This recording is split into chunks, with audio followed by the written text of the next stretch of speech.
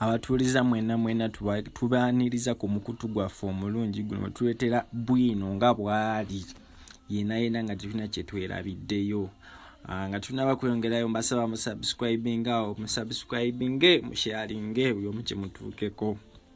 awatujidde ku mpewo nga government ya Evudeyo netutegeeza lwaki zine motoka ezitambulwamu abawamba tezina namba plate bagamba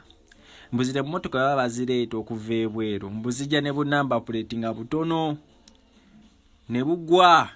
nga bazireeta kyova olaba ezisinga tezina namba plate bannange bannayuganda government bya Evudeyo Neyogera naye nga temwerabira nti Nubian yali yakwatibwa ne Eddy Mutwe n'abalala 49 Bobi yavudde ku mukutu gwa Twitter n'atutegeeza nti Nubian abadde kyaliwo okumala emyaka 2 nga bayimba bonna bakoze ennyimba nnyingi bonna nnyimba 10 okudda waggulu nga 3 December Nubian yakwatibwa ne campaign team ya Bobi ne babagulako emisango mu kooti ya military omusango gw'okuba nga balina ebyokulwanisa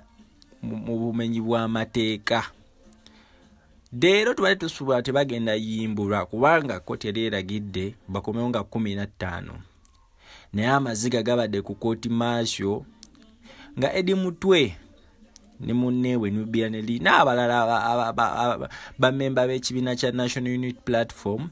we babamye bbairo kitegeeza nti bakyali mu kooti General Court Martial mu Makindi ebamye bbairo ng'ensonga bawa nti bano we baba n'abawa bbairo bagenda sigala nga bagamba abantu okukola obukyankalamo